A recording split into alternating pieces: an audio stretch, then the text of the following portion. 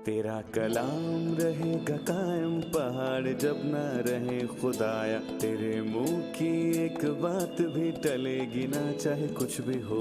तेरी मान दिए है जिंदा सोने से भी कीमती, मेरा दिल ये दे गवाही है ये किताब अजीम। नाज़िल करे अपना कलाम, शिकस्ता दिलों को सुकून मिले, तारीकी दूर हो मेरी राहें रोशन कर।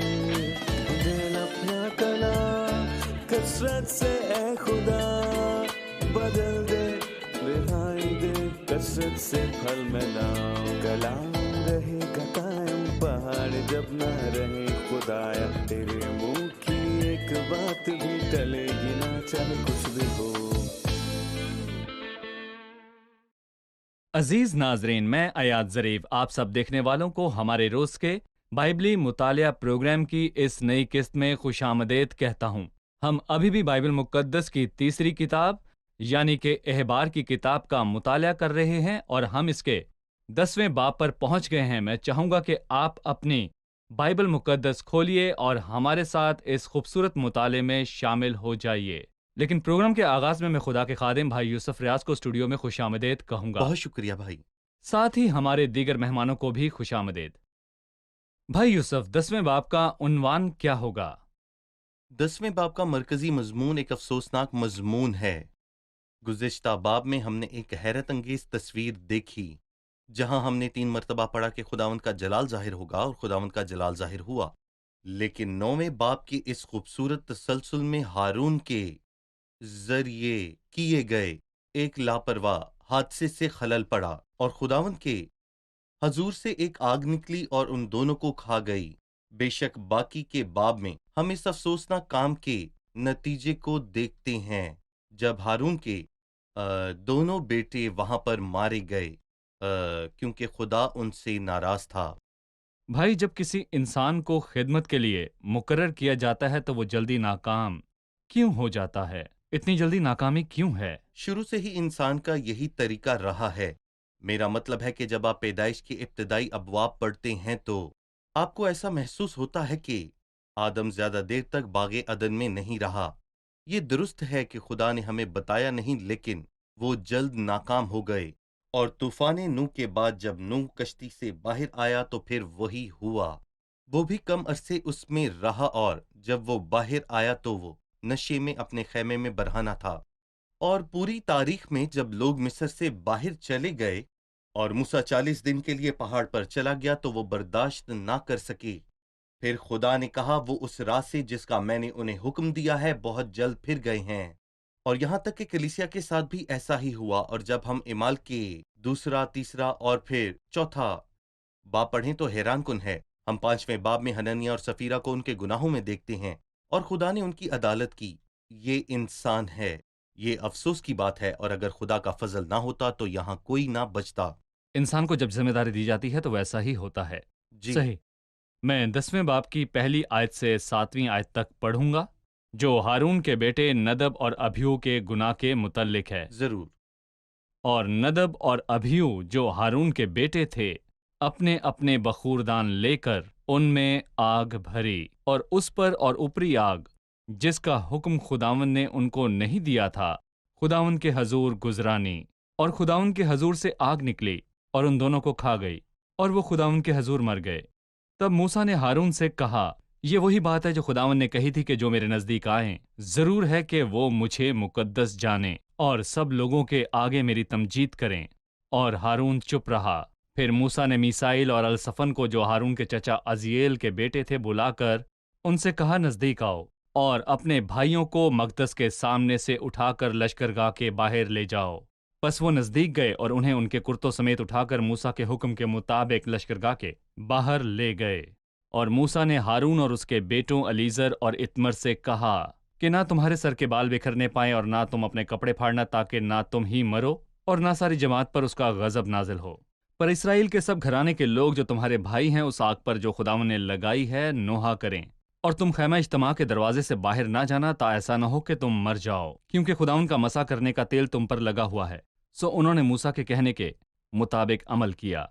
इस गुनाह का बाइबल में بتایا گیا تھا اور اس کی ایک وجہ بھی دی گئی، انہوں نے اوپری آگ گزرانی۔ لہٰذا آپ ہمیں بتائیے کہ اوپری آگ سے کیا مراد ہے، وہ کون سی آگ ہے جو بنیادی طور پر خداوند کی طرف سے تھی، اور اوپری آگ کیا تھی جس کا خدا نے حکم نہیں دیا تھا؟ ٹھیک ہے، گزشتہ باب میں ہم نے دیکھا کہ خدا کی طرف سے آگ آئی اور اس پیش کی گئی قربانی کو کھا گئی، اور احبار کا 6 باب ہمیں یہ سکھاتا ہے کہ مذبح پر آگ بجھنی نہیں چاہیے۔ خدا نے اسے جلایا اور یہ آگ ہمیشہ جلتی رہنی چاہیے۔ صحیح۔ اگر وہ بخور جلانا چاہیں تو بخور جلانے کے لیے مذبح پر سے جہاں کبھی آگ نہیں بجھتی وہاں سے لینی چاہیے۔ الہی آگ۔ وہ الہی آگ جس کا ذکر خدا نے کیا، صحیح۔ وہ آگ جو پیتل کے مذبح پر تھی، لیکن افسوس کہ انہوں نے ایسا نہیں کیا۔ کیا یہ لاپرواہی ہے؟ کیا وہ ہوش میں نہیں تھے؟ جیسا کہ ہم باقی کے باب سے یہ نتیجہ نکال سکتے ہیں، بائبل اس کا ذکر نہیں کرتی کہ انہوں نے ایسا کیوں کیا۔ بہرحال انہوں نے ایسا کیا، اور خدا اپنے جلال کے متعلق کسی بھی چیز کو برداشت نہیں کرتا۔ اور یہاں وہ کہتا ہے کہ تب موسیٰ نے خداوند سے کہا کہ یہ وہی بات ہے جو میں نے کہی تھی کہ جو میرے نزدیک آئیں وہ مجھے مقدس جانیں، اور اگر ہم پر احسان ہوا ہے اور اعلیٰ مقام ملا ہے اور اعزاز ملا ہے تو اس کا یہ مطلب نہیں ہے کہ خدا ہمارے گناہ قبول ہم کر ذمہ لے گا، دار بلکہ ہیں۔ ہمیں زیادہ ذمہ دار ہونا ہے، کیونکہ ایک اعلیٰ عہدے کا گناہ بہت بھاری ہے۔ پھر اوپری آگ وہ ہے جو خدا کی طرف سے نہیں ہے۔ جی انہوں نے اوپری آگ جلائی۔ صحیح۔ پرستش میں اور خدا کے قریب آنے میں اوپری آگ سے کیا مراد ہے؟ در حقیقت پرستش میں اور خدا کے قریب آنے میں ہر چیز خدا کے حکم کے مطابق ہونی چاہیے۔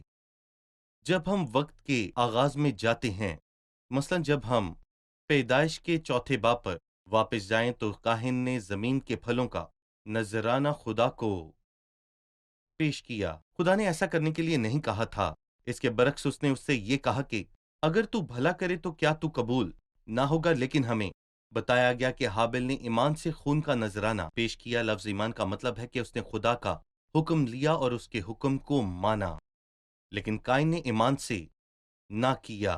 پھر کس کے ذریعے؟ جیسا کہ اس کو اچھا لگے۔ آج لاکھوں لوگ بغیر ایمان کے خدا کی عبادت کرتے ہیں۔ خدا نے انہیں وہ کرنے کا حکم نہیں دیا تھا، لیکن یہ ان کے لیے بہتر ہے۔ وہ دیکھتے ہیں اور کہتے ہیں اچھا ہے، لیکن خدا کے نزدیک یہ مکمل طور پر ممنوع ہے۔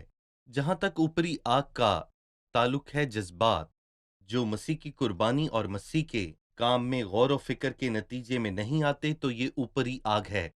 اور میں یہاں پر یہ بھی کہنا چاہوں گا کہ شاید یہ کسی چیز کا اثر بھی ہو سکتا ہے، اونچی آواز یا میوزک یا پھر کوئی اور چیز جو انسان کو بنا دیتی ہے۔ یہ اوپری آگ ہے، یہ وہ آگ نہیں جس کا حکم خدا نے دیا تھا، اور یہ خدا کی واضح ہدایت کے مطابق نہیں ہے۔ مطلب کہ مسیح کے صلیب پر کیے گئے کام سے دور میں الہی آگ تک نہیں پہنچ سکتا جو میری رہنمائی بالکل حقیقی عبادت کی طرف کرتی ہے، صحیح، کیونکہ مسیح کی صلیب ایک ایسی مستقل قربانی ہے جو خدا کو خوش کرتی ہے۔ بالکل، اس کام کے بغیر خدا کسی بھی کام سے کبھی بھی مطمئن نہیں ہوتا۔ اسے اوپری آگ کہتے ہیں۔ صحیح، شکریہ۔ ہم ایک چھوٹا سا وقفہ لیں گے اور پھر دوبارہ حاضر ہوں گے۔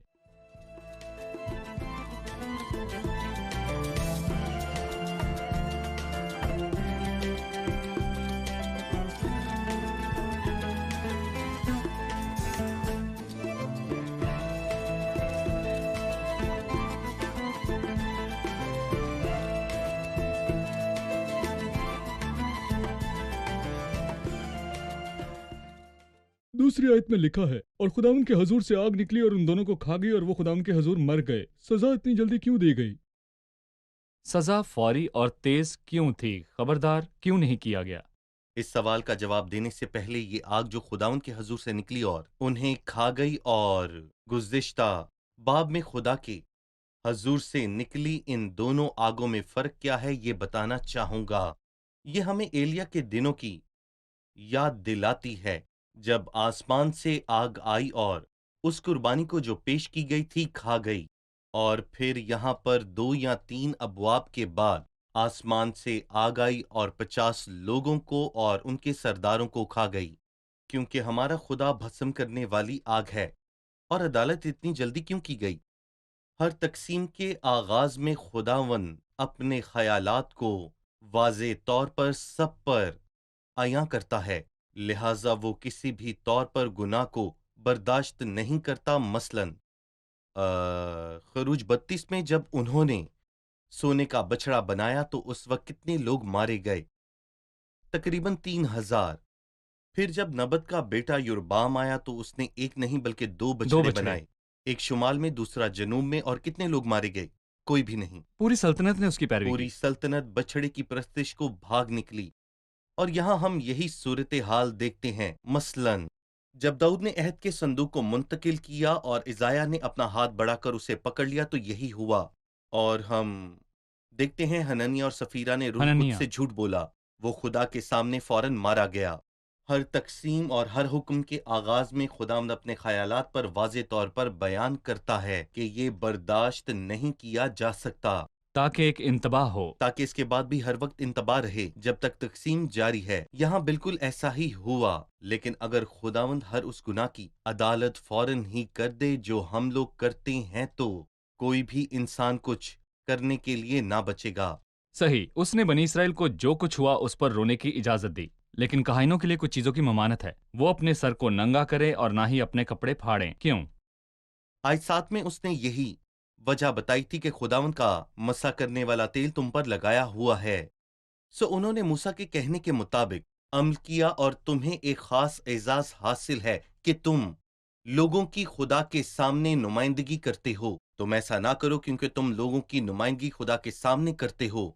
हमें एक ऐसी ही बात याद है लेकिन हम इसको मुख्तलिफ तरीके से देखते हैं। और जब मरियम और हारून मूसा के खिलाफ बोले, मरियम कोढ़ की बीमारी में मुब्तला हो गई थी, लेकिन हारून नहीं हुआ क्योंकि वो खुदा के सामने लोगों का नुमाइंदा था। अगर उसे भी कोढ़ हो जाता तो लोगों की नुमाइंदगी खुदा के सामने कौन करता? ये हारून के लिए एक इंतबा था और यहाँ भी ये उनके लिए एक इंसान था। लेकिन तुम खुदा के सामने लोगों की नुमाइंदगी करते हो। तुम अपने सर को नंगा ना करो और ना ही अपने कपड़ों को फाड़ो। अगर मैं यहाँ दूसरे लोगों और ईमानदारों के मुमताज दर्जे के ताल्लुक से कुछ सीखना चाहूँ कि उनका रद्द अमल तबाही या खुशी के बारे में कैसा है, जी, मतलब है कि गम का इजहार करना या खुशी का इजहार करना। खुशियों और अफसोसनाक वाकयात में ईमानदारों के पास क्या चीज होती है जो उन्हें खास तर्ज अमल तक महदूद रखती है? काहिनी खानदान की हैसियत से हमें अपनी खुशी और गमों का इजहार करने में खुदा के ज़ोर अपनी जिम्मेदारियों के बारे में बताएं। आप देखते हैं कि पहले थस्सलुनीकियों के पहले और फिर 5वें बाब में कुछ यूं लिखा हुआ है कि मतलब पहले थस्सलुनीकियों के 4थे बाब में हमें बताया गया है कि ताकि औरों की मानिंद जो ना उम्मीद हैं गम ना करो, और 5वें बाब में बताया गया है दूसरों की मानिंद ना रो और ना ही बर्ताव करो। हम अपनी जिंदगी में मुख्तलिफ हैं और अपने गमों में भी मुख्तलिफ हैं। जैसा कि आपने अभी कहा, हमें हमारी खुशियों में भी दूसरों से मुख्तलिफ होना चाहिए। इसी से खुदा के फर्जंद और अबलीस के फर्जंद जाहिर होते हैं और हमें हर मौके पर हमेशा इस बात का ऐलान करना है, ना कि सिर्फ उस वक्त जब हम इबादत की जगह में दाखिल होते हैं, वहां से बाहर निकलकर हम दूसरे लोगों की तरह बन जाएं। नहीं, हम दूसरों से मुख्तलिफ हैं। ठीक है, शुक्रिया। अब मैं 8वीं आयत से 11वीं आयत तक पढ़ूंगा। और खुदावंद ने हारून से कहा कि तू या तेरे बेटे मैं या शराब पी कर कभी खैमा इज्तमा के अंदर दाखिल ना होना, ताकि तुम मर ना जाओ। ये तुम्हारे लिए नस्ल दर नस्ल हमेशा तक एक कानून रहेगा, ताकि तुम मुकद्दस और आमशिया में और पाक और नापाक में तमीज कर सको और बनी इसराइल को वो सब आइन सिखा सको जो खुदावंद ने मूसा की मार्फत उनको फरमाए हैं। ये बात वाज़ेह है कि 8वीं आयत से 11वीं आयत में शराब पीने के खिलाफ सख्त इंतबाह है। इसके बारे में बताइए। जी हाँ, इसकी बराह रास्त वजह ये थी कि हारून के बेटों ने यहाँ पर शराब नोशी की थी, वो नशे में थे। हम तस्दीक तो नहीं कर सकते लेकिन दोनों वाकयात को जोड़ने से हमें पता चलता है। वो कहता है कि तू या तेरे बेटे मैं या शराब पीकर कभी खैमा इज्तिमा में दाखिल ना हो ताकि तुम मर ना जाओ। ये इस ख्याल की हमायत करती है। अगर ऐसा है तो ये कितनी अफसोसनाक बात है जो शराब ने लोगों के साथ किया है। पैदाइश के 9वें बाब में हम देखते हैं कि जब नूह ने नशा किया तो वो अपने खैमा में नंगा हो गया। ये एक अलमिया था क्योंकि उसके बाद उसने हाम के बेटे कनान पर लानत की। वो लानत लाया और यहाँ एक अच्छे माहौल में हारून के दोनों बेटे हैं, लेकिन अफसोस है कि ये उनके लापरवाह अमल का नतीजा था और ये हम पर मैं पीने के बहुत से खतरात को जाहिर करता है। यहाँ वो काहिन को शराब पीने से मना करता है। इमसाल 31वें बाब की 4 और 5वीं आयत में वो बादशाह को खबरदार करता है कि वो शराब ना पिए। ए अलमुएल बादशाह को मैं खोरी जेब नहीं और शराब की तलाश हाकिमों की शायान शान नहीं। मुबादा वो पीकर कवानीन को भूल जाएं और किसी मजलूम की वो हक तलफी करें तो किसी बादशाह को मैखोरी नहीं करनी चाहिए। खुदा ने हमसे नए अहदनामे में बहुत प्यार किया है और हमें बादशाह और काहिन बनाया है, लिहाजा हमें मैं और नशावर चीजों के जरिए से गुमराह नहीं होना। जो कोई इनसे फरेब खाए दाना नहीं। मतलब मैं या नशा बिल्कुल नहीं। मतलब कि एक ईमानदार को इस तरीके से नहीं रहना। लेकिन यहाँ ये इबादत से भी जुड़ा हुआ था। जी इबादत करते हुए एक काहिन। सही। शराब क्या कर सकती है ताकि तुम मुकद्दस और आम अशिया में तमीज कर सको? अगर एक काहिन मैखोरी करता जी है तो वो उलझ जाएगा और मुकद्दस और आम चीज में तमीज नहीं कर पाएगा। और जानना चाहूंगा कि इबादत करते हुए इसका क्या असर हो सकता है? खुदा के मामलात में फर्क करने से कासिर कर देता है क्या? क्या काबिल कबूल है और क्या जरूरी है? जिस्म का क्या है और रूह का क्या है? हम इम्तियाज नहीं कर सकते। लिहाजा हम रूहानी नशे की हालत में हैं। हम फर्क करने से कासिर हैं। हमारी मर्जी पर क्या असर अंदाज हो सकता है? दर हकीकत मौजूदा दौर में बहुत सी चीजें हैं। मेरा मतलब अभी कल ही मैंने YouTube पर कुछ देखा जिसे देखकर मैं हैरान हो गया। मैं हैरान हो गया, क्या ये इबादत है या फिर एक दुनियावी कॉन्सेप्ट? और यहाँ पर मैं ये कहूँगा कि दूर दूर तक उसका ताल्लुक खुदा की इबादत के साथ बिल्कुल नहीं था।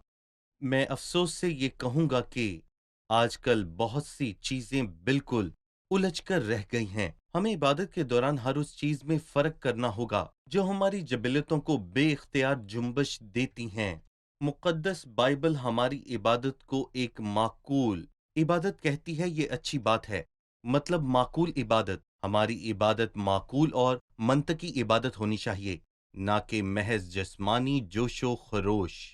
ये किसी भी तौर से दुरुस्त नहीं और ये मौजूदा दौर में बहुत वुसअत पा चुकी है। ये दुरुस्त नहीं है।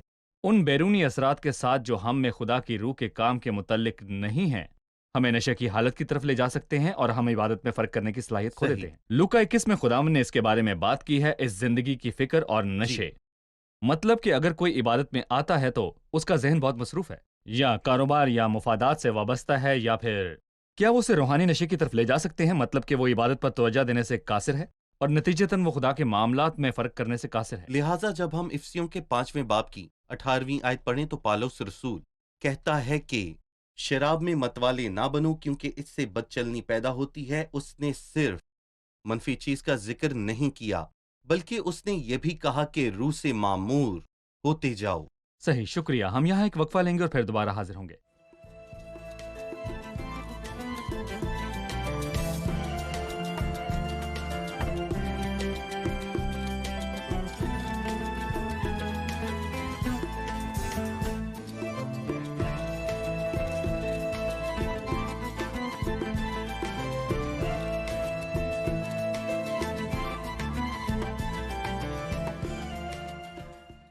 बारहवीं आयत खुदावन की आतशीन कुर्बानियों में से जो नज़र की कुर्बानियां बच रही हैं उसे ले लो और बगैर खमीर के मज़बा के पास खाओ। जो कुर्बानी बच रही वो क्या है? उसे खास तौर पर मज़बा के पास क्यों खाना चाहिए? जी भाई। हम इस आयत से अंदाजा कर सकते हैं कि जो हुआ वो 18वें दिन हुआ और वो दिन जब काहिन अपने काम पर अमल पैरा थे। वो दिन जब मंजर जलाल से भरा हुआ था। ऐसा लगता है कि हारून के दोनों बेटे खुदा के जलाल के मंजर की तारीफ से भरे होंगे और वो किया जो खुदा ने उन्हें करने का हुक्म नहीं दिया था। बाजुकात कि हमारे साथ भी होता है जब इबादत बाबरकत हो और हर चीज वैसी ही हो जैसी होनी चाहिए और हम खुश होते हैं कि गोया हम कुछ कर सकते हैं, लेकिन हम अपनी कुव्वत के साथ कुछ भी कर नहीं सकते। लेकिन जो हारून के बेटों ने यहाँ किया, उन्होंने कहा कि आतशीन कुर्बानी में से जो नजर की कुर्बानी है बची रहे उसे ले लो और मज़बा के पास बगैर खमीर के खाओ क्योंकि यह मुकद्दस है। फिर वो कहता है एक पाक जगह में। मैं समझता हूँ कि पाक जगह में और साफ जगह में बहुत फर्क है। पाक जगह वो जगह है जो खैमा इज्तिमा में किसी खास मकसद के लिए रखी जाती है, और साफ जगह से मुराद ये है कि जगह नापाकी से साफ हो और हमारी खुदा के साथ रफाकत पाकीज़गी और सफाई की बुनियाद पर होनी चाहिए। सही।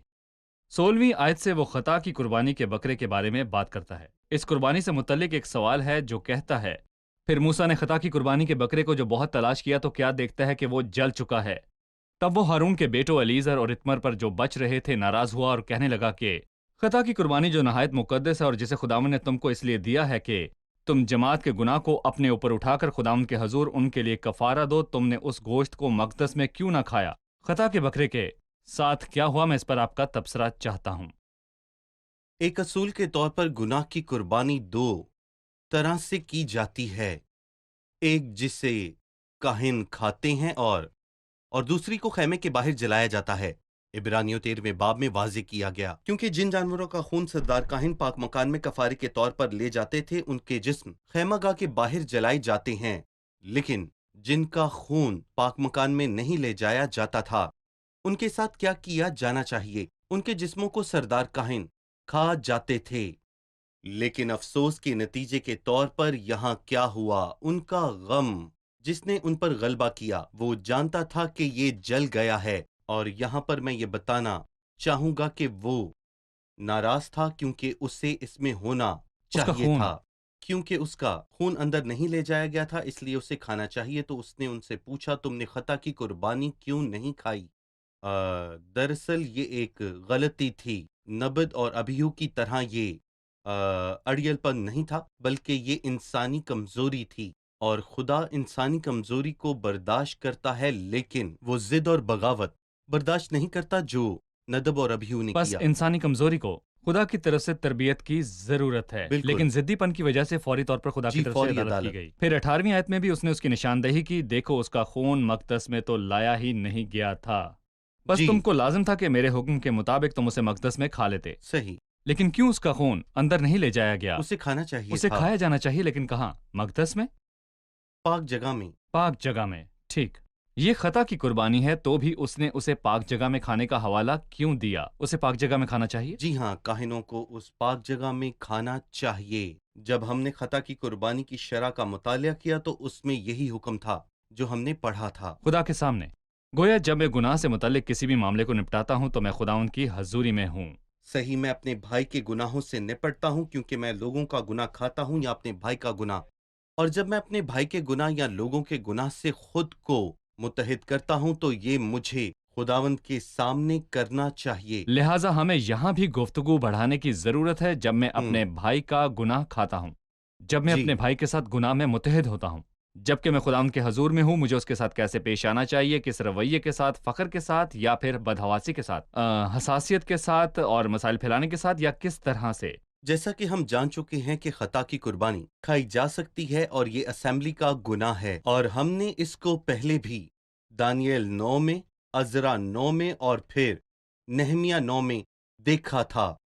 लेकिन ये भी कि अगर मेरे भाई ने गुनाह किया तो मैं उसे बचाने और उसे निपटने जाता हूं। मैं इन मामलात में हल्के से बात नहीं करता, और जैसा कि गलतियों के 6 बाब में उसने कहा कि तू अपना भी ख्याल रख, कहीं तू भी आजमाइश में ना पड़ जाए। मुझे ये कुर्बानी खुदावंद के हजूर आजिजी से खानी चाहिए और मुझे ताबेदारी और फरमाबरदारी करनी चाहिए। मैं अपने भाई के साथ गुनाह बर्दाश्त नहीं करता, लेकिन मैं ये महसूस नहीं करता कि मैं उससे बेहतर हूँ, मैं उससे सुपर हूँ। लेकिन अगर ये खुदा का फैसला ना होता, उसने कहा जब तू रजू करे तो अपने भाई को मजबूत करना।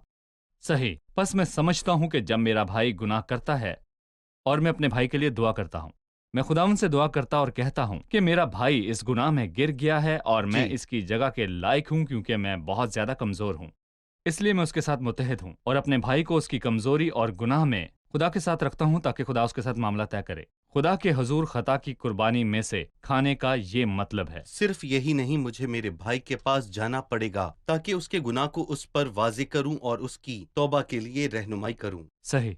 भाई यूसुफ मूसा के सवाल के बाद कि उन्होंने इस कुर्बानी से क्यों नहीं खाया, हारून ने 19वीं आयत में जवाब दिया। हमें बताइए कि हारून के जवाब का क्या मतलब है।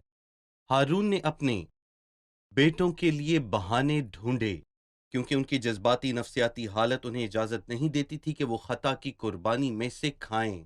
गोया कि वो कहना चाहता था कि क्या ये मुमकिन होगा कि अगर मैं मामूल के मुताबिक इसको मिशनरी तौर पर खाऊं? ठीक है, इस्तिस्ना में लिखा है اور میں نے اپنے ماتم کے وقت ان چیزوں میں سے کچھ نہیں کھایا جب تک کہ میں خدا کے خیالات سے متفق نہیں ہو سکتا۔ کیا یہ صحیح ہے کہ ہم اپنی عبادات کو تقریب کے طور پر ادا کریں؟ صرف معمولی طور پر کلام خدا کے بابرکت مفسرین میں سے ایک مفسر ٹوزر کا ایک قول ہے کہ اگر خدا کا روح زمین پر سے اٹھا لیا جائے تو مسیحت میں پھر بھی کچھ ایسی چیزیں ہیں جو یہاں پر چلتی عمل رہیں میں۔ گی، کیونکہ یہاں پر کوئی بھی ایسا نہیں ہے جو اس میں کوئی خاص فرق محسوس کرے گا، کیونکہ اب جو کچھ ہوتا ہے وہ زیادہ طور پر خود بخود یا پھر ماحول کے مطابق کیا جاتا ہے۔ خدا کی روح کی قدرت کہاں ہے؟ وہ حقیقی عبادت کہاں ہے جو خدا کے دل کو مطمئن کرتی ہے؟ لیکن افسوس یہ ہے کہ آج کل ایسا کچھ نہیں۔ لیکن یہاں ہارون نے عقل و فہم کے ساتھ کہا کہ ہمارے لیے اسے کھایا جانا ممکن نہ تھا، لیکن جیسا کہ آپ نے پہلے کہا کہ خدا نے نبد اور ابیو کی طرف سے کیے جانے والی بغاوت اور نافرمانی کی اجازت بالکل نہیں دوں گا، لیکن خدا نے انسانی کمزوری کے لیے اجازت دی۔ شکریہ بھائی، تفصیلات تو بہت سی ہیں، ہمیں اس باب کے ہر لفظ پر غور کرنے کی ضرورت ہے۔ ہم پروگرام کے اختتام پر پہنچ چکے ہیں، آئیے مہمانوں سے رائے جانیں۔ آج کے پروگرام سے آپ نے کیا سیکھا؟ لاب اور ابیہو کی موت کے بعد موسیٰ نے ہارون اور اس کے باقی بچوں کو حکم دیا کہ وہ اپنے کپڑے نہ پھاڑیں اور آنسو نہ بہائیں یا اپنے سر ننگے نہ کریں، کیونکہ خدا کا مسح کا تیل ان پر لگا ہے، جس کا مطلب ہے کہ وہ خدا کے سامنے لوگوں کی نمائندگی کرتے ہیں۔ اس سے ہم سیکھتے ہیں کہ ہمیں اپنی خوشیوں اور غموں میں دنیا کی طرح ظاہر نہیں ہونا تاکہ خدا کے بچے ظاہر ہوں۔ جب ہارون کے بیٹوں نے اوپری آگ جلائی جس کا خدا نے انہیں حکم نہیں دیا تھا، آ گئی اور وہ بھسم ہو گئے۔ جب انسان کو کسی ذمہ داری میں ڈالا جاتا ہے تو یہ ہمیں اس کے بارے میں ایک سادہ سی تصویر دکھاتا ہے۔ ہم نے ایک فوری اور تیز عدالت کو دیکھا، کیونکہ خدا ہر تقسیم کی ابتدا میں اپنے خیالات کو بتاتا ہے، اور یہ ہمارے لیے انتباہ ہے۔ شکریہ، خدا آپ کو برکت دے۔ بھائی یوسف، آپ خدا کا آپ کو بھی برکت دے۔ شکریہ۔ عزیز ناظرین، اوپری آگ کیا ہے؟ وہ آگ ہارون کے بیٹوں نے جلائی مذبح سے نہیں لی گئی تھی، یہ سوختنی قربانی کے مذبح سے نہیں تھی، لہٰذا یہ خدا کی طرف سے نہیں تھی۔ وہ اوپری آگ کے ساتھ اندر گئے جس کا حکم خدا نے نہیں دیا تھا، خدا کی طرف سے خدا کی خدمت کے لیے نہیں تھا۔ یہ ہم سب کے لیے سبق ہے، کیونکہ ہم سب کاہن بن چکے ہیں۔ کاہنوں کو نذرانہ پیش کرنے کے لیے انہیں خدا کی طرف سے پیش کرنا چاہیے، اور خدا کی سوچ کے مطابق اور اس کے حکم کے مطابق، کیونکہ کوئی بھی چیز جو ہم عبادت میں لاتے ہیں جس کا حکم خدا نے ہمیں نہیں دیا، وہ اوپری آگ ہے۔ آپ کی انسانی ترجیح، آپ کا علم فہم، آپ ایک گیت اس لیے پیش کرتے ہیں کیونکہ آپ کو اس کا راگ پسند ہے، آپ ایک گیت اس لیے پیش کرنا چاہتے ہیں کیونکہ اس کے الفاظ آپ کو پسند ہیں، لیکن آپ کی پسند اور ناپسند کا معاملہ نہیں ہے۔ لوگ کیا چاہتے ہیں یا کیا نہیں چاہتے، لیکن کیا یہ آگ خدا کی طرف سے ہے؟ کیا یہ مواد خدا کی طرف سے ہے؟ کیا یہ قربانی خدا کی طرف سے ہے؟ کسی بھی چیز میں انسانی ترجیح جو ہم خدا کو پیش کرتے ہیں اوپری آگ ہے، یا شاید کوئی ایسی چیز ہو سکتی ہے جسے لوگ پسند کرتے ہوں جو ان کے ذائقے کے مطابق ہو، لیکن مذبح پر ہمیشہ جلنے والی آگ ہمیں الہی ذرائع اور مستقل قوت کے بارے میں بتاتی ہے۔ جب بھی آپ قربانی پیش کرتے ہیں، جب آپ صلیب پر مسیح کے کام سے متعلق پرستش پیش کرتے ہیں، ناظرین ہمیں محتاط رہنا چاہیے اور بائبل کے سبقوں سے سبق سیکھنا چاہیے۔ جب عبادت کریں، خدا سے پوچھوں میں کس طرح عبادت کروں، مجھے کیا کہنا چاہیے؟ جب آپ عبادت کرتے ہیں تو آپ کو مسیح کے صلیب پر کیے گئے کام کی بنیاد پر عبادت کرنی چاہیے۔ اگلے پروگرام میں آپ سے پھر ملاقات ہوگی۔ خدا آپ سب کو برکت دے۔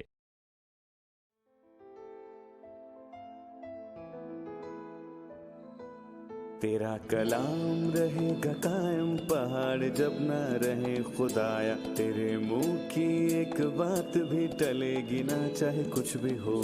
تیری مان دیے ہے زندہ، سونے سے بھی قیمتی، میرا دل یہ دے گواہی ہے، یہ کتاب عظیم نازل کرے اپنا کلام، شکستہ دلوں کو سکون ملے، تاریکی دور ہو میری راہیں روشن کر، دل اپنا کلام کثرت سے اے خدا بدل دے، رہائی دے کثرت سے پھل ملاؤ۔ کلام رہے گا قائم، پہاڑ جب نہ رہے خدایا، تیرے منہ کی ایک بات بھی ٹلے گی نہ، چاہے کچھ بھی ہو۔